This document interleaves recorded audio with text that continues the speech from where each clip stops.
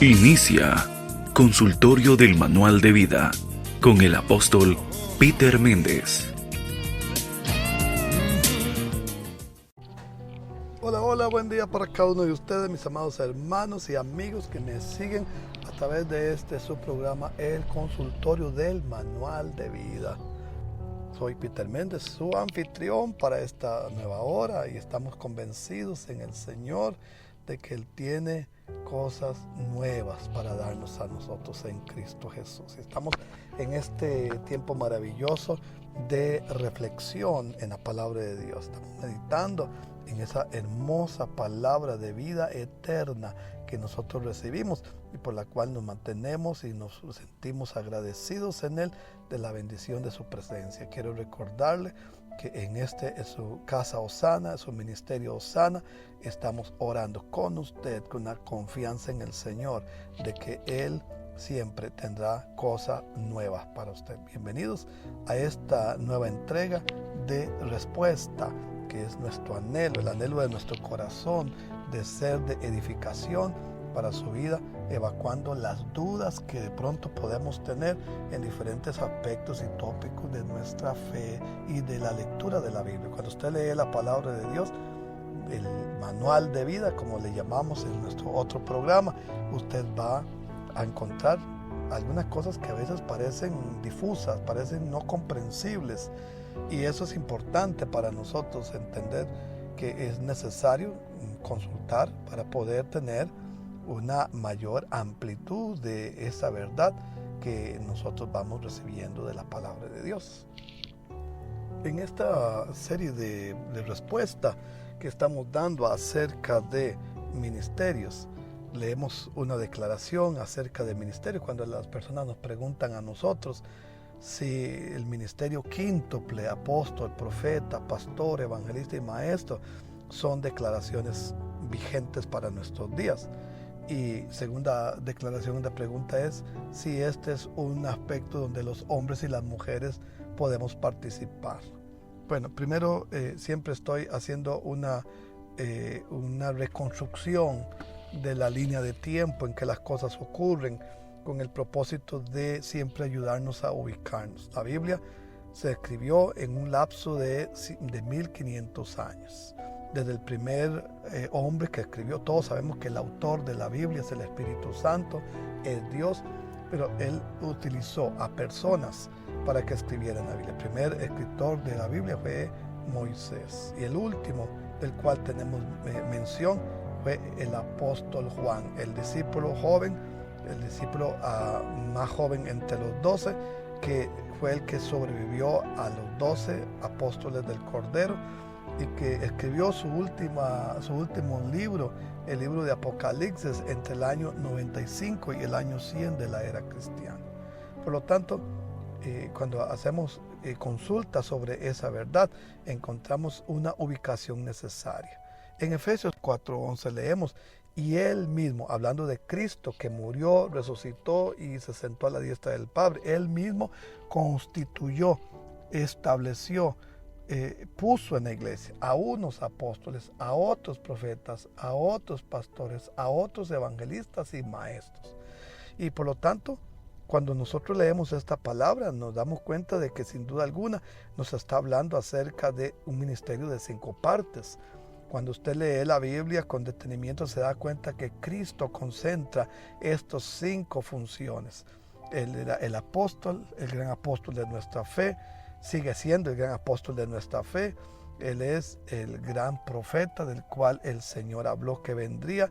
Él es nuestro gran pastor, dijo: yo soy el buen pastor. Él es nuestro maestro, nuestro rabí, el que nos enseña, y Él es nuestro evangelista que recorría ciudades y aldeas anunciando el evangelio del reino. Pero cuando Él subió al cielo y se sentó a la diestra del Padre, dice la Biblia en Efesios 4:11 que Él mismo constituyó a unos apóstoles, a otros profetas, a otros pastores, a otros evangelistas y maestros.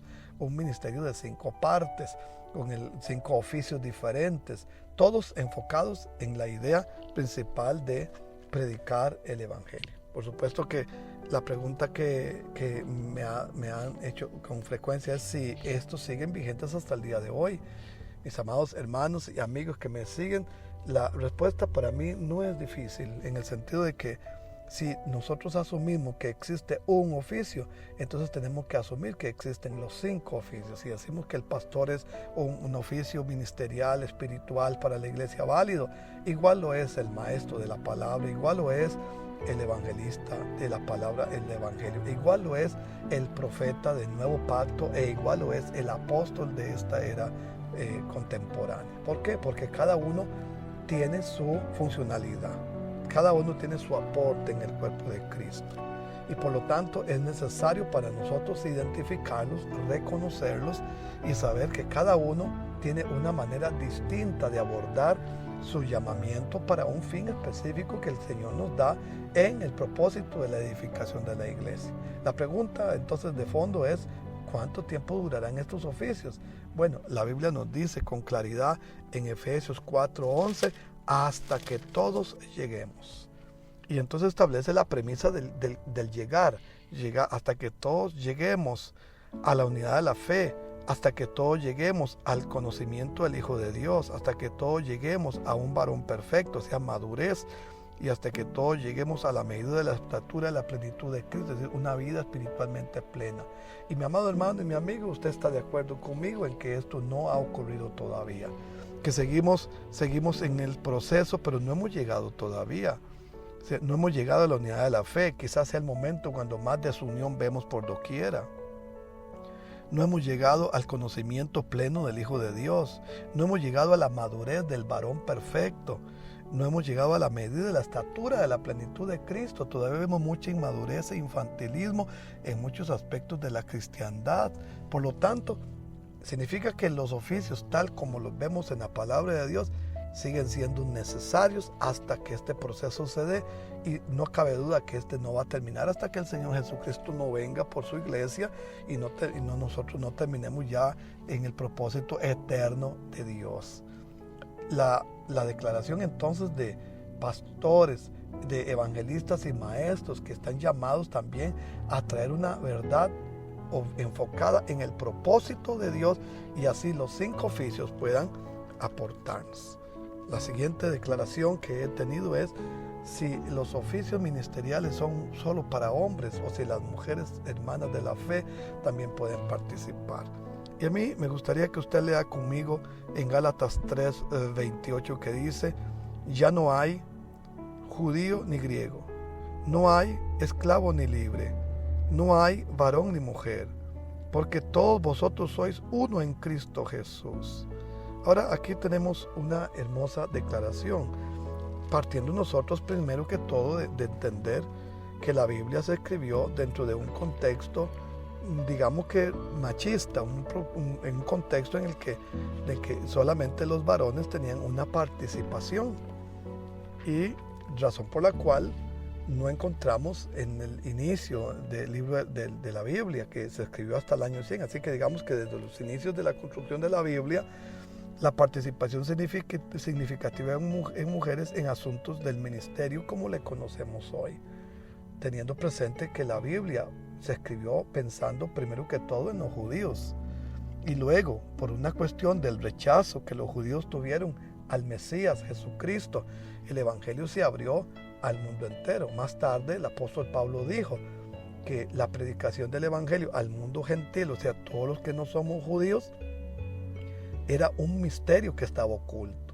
pero que finalmente se terminó de dilucidar, de aclarar en los últimos tiempos, en los días que estamos viviendo. En Efesios 3, el apóstol Pablo escribió así: por esta causa yo, Pablo, prisionero de Cristo Jesús, por vosotros los gentiles, si es que habéis oído de la administración de la gracia de Dios que me fue dada para con vosotros, que por revelación me fue declarado el misterio, como antes lo he escrito brevemente, leyendo lo cual podéis entender cuál sea mi conocimiento en el misterio de Cristo, misterio que en otras generaciones no se dio a conocer a los hijos de los hombres, como ahora es revelado a sus santos apóstoles y profetas por el Espíritu. El misterio es este que se encuentra ahora en el versículo 6, que dice que los gentiles son coherederos y miembros del mismo cuerpo y copartícipes de la promesa de Cristo, y copartícipes de la promesa en Cristo Jesús por medio del Evangelio. Entonces, el apóstol Pablo, hablándonos acerca de esa verdad, nos declara este principio importante, que aunque el Evangelio originalmente fue escrito pensando en los judíos, Dios ya tenía un misterio escondido, y ese misterio escondido era que el Evangelio sería predicado a todas las naciones del mundo, a todos los grupos étnicos del mundo, y esos grupos étnicos del mundo se traducen como los gentiles. La palabra gentiles para efectos naturales nuestros significan todos aquellos que no somos de nacionalidad judía. Y por lo tanto, el Señor nos envió el Evangelio a todos nosotros. Ahora bien, cuando leemos nosotros en Gálatas, el apóstol Pablo siguió escribiendo sobre esta verdad para ayudarnos a entender y enseñarnos este principio que necesitamos trabajar hoy. Y entonces dice en Gálatas 3:26, pues todos sois hijos de Dios por la fe en Cristo Jesús, porque todos los que habéis sido bautizados en Cristo, de Cristo estáis revestidos. Ya no hay judío ni griego, no hay esclavo ni libre, no hay varón ni mujer, porque todos vosotros sois uno en Cristo. Claro está que aquí no dice nada relacionado con el servicio ministerial, pero dice que cuando nosotros venimos a Cristo somos fusionados en una verdad espiritual, y esa verdad espiritual se conoce como el cuerpo de Cristo. Cuando Pablo escribe no hay varón ni mujer, no está diciendo que no existe el género del hombre o de la mujer, no está diciendo que no hay barreras, que las barreras se han eliminado. Un elemento muy importante antes de continuar con este texto se encuentra en la genealogía de Jesús. En Mateo 1, en el versículo 5 dice, Salmón engendró de Rahab a Booz, Booz engendró de Ruth a Obed, y Isaí engendró al rey David, y el rey David engendró a Salomón, de la que fue mujer de Urías, o sea, de Betsabé. Entonces aquí aparecen 4 mujeres. Rahab, que era una mujer prostituida, había sido una mujer prostituida en su anterior vida. Ruth, que era una mujer moabita, extranjera para efectos de Israel. Y luego nos habla acerca de Betsabé, que había sido la esposa de Urías y que había tenido un acto de adulterio con David, el rey. Y de último, en el versículo 16 de Mateo 1, nos habla acerca de María, de la cual nació Jesucristo. Estas 4 mujeres están inmersas en la genealogía de Cristo. ¿Y por qué estas mujeres con diferentes estructuras sociales, estructuras morales y nacionalidades estaban aquí inmersas en la genealogía de Jesucristo? Porque hay un mensaje que está claramente legible para nosotros los lectores de la Biblia, los estudiantes de la Biblia. Es que en Cristo Jesús no hay esa distinción, no hay esa barrera. Entonces, desde mi punto de vista, cuando hablamos acerca de oficios, el Espíritu Santo ha llamado a un cuerpo que llama la iglesia. Y aunque cada uno de nosotros somos individuos, al mismo tiempo nos llama y nos asigna funciones del ministerio para que nosotros podamos servir en esta época presente en la que estamos viviendo.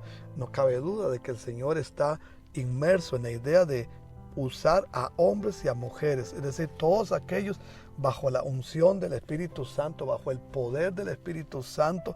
Cuando la Biblia dice, recibiréis poder cuando haya venido sobre vosotros el Espíritu Santo, y me serán testigos en Jerusalén, en toda Judea, en Samaria y hasta lo último de la tierra. No estaba diciéndole un mensaje de esta índole a hombres cristianos, sino a todos aquellos que reconocen a Jesucristo como el Señor y el Salvador, hombres y mujeres llamados por Dios, redimidos, nacidos de nuevo, en quien el Espíritu Santo mora, es depositado para que sea la morada del Espíritu Santo, el ser, el espíritu de cada uno de los creyentes, hombres o mujeres. Por lo tanto, cuando hablamos del llamamiento al oficio de Efesios 4:11, yo leo en la Biblia que Él llamó a un cuerpo. Ese cuerpo que Él llamó es un cuerpo corporativo, para usar esa idea que se llama la iglesia. Cuando Cristo se encarnó, ya existía desde la eternidad, antes de la encarnación, pero necesitaba un cuerpo para manifestarse al mundo. Por lo tanto, se encarnó a través de la Virgen María. Cuando Cristo ascendió al cielo y se sentó a la diestra del Padre después de la resurrección, ahora necesitaba un cuerpo para operar en este mundo. El apóstol Pablo, escribiendo ampliamente sobre el tema de la iglesia como cuerpo, habla acerca de los dones y de los ministerios, pero en énfasis nos hace saber que Dios nos ve a nosotros como una sola identidad, la iglesia de Cristo, que se conoce también como el cuerpo de Cristo. ¿Y por qué un cuerpo? Porque Él ocupaba un cuerpo como un cuerpo individual para poder enfrentar el pecado, la muerte y vencer la cruz del Calvario. Pero una vez que ese acto fue establecido con la contundente victoria sobre el diablo, los demonios, el pecado y la muerte, necesitaba un cuerpo para extender el reino de Dios en el mundo, para proclamar el evangelio de salvación al mundo, para traer las vidas a una experiencia con Dios. Y para esto llamó a hombres y mujeres en todo el mundo. Por lo tanto, el Espíritu Santo está usando hoy a hombres y mujeres que se disponen a ser usados por Él. Y nos da, no a todos, pero a muchos, ese oficio de apóstol o de pastor o de maestro o de evangelista o de profeta. Por lo tanto, mi amado hermano y mi amigo que me sigue, lo importante para usted es saber que el Espíritu Santo es el que llama. Dios es el que llama. Y si usted tiene un llamamiento, no tiene que preocuparse, no tiene que ocuparse de si usted podría ser o no aprobado por tener un llamamiento al oficio ministerial, aprobado por segundos o terceros. Siempre es importante que cuando ejercemos el ministerio, el servicio lo hagamos bajo autoridad. Tenemos las autoridades bajo la cual usted ha sido asignado a una casa espiritual, a un ministerio específico. Y cuando usted quiere ministrar o cree que el Señor le ha llamado, considera que el Señor le ha llamado, usted necesita hablar con su líder espiritual, con su pastor, o su apóstol, para que le pueda conducir de la manera correcta, le pueda guiar, le pueda instruir, le pueda enseñar, le pueda guiar en el proceso de maduración de su llamamiento. Recuerden que el Señor nos llama y luego nos manda a un proceso de entrenamiento y maduración y luego nos envía. No nos llama y nos envía, nos llama y nos prepara para el envío. De manera que cuando nosotros vamos al servicio, lo hagamos con el honor de haber sido llamados y preparados para cumplir con el santo llamamiento que Él ha puesto en nuestros corazones. Mi amado hermano y mi amigo que me sigue a través de su programa, el Consultorio del Manual de Vida, yo quiero invitarle para que juntos crezcamos en Él de una manera extraordinaria. Bendiciones.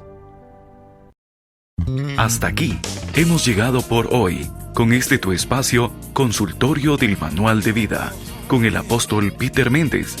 Les invitamos para el próximo programa puedan enviar sus consultas al WhatsApp 8888-6308 acá en Happy Radio.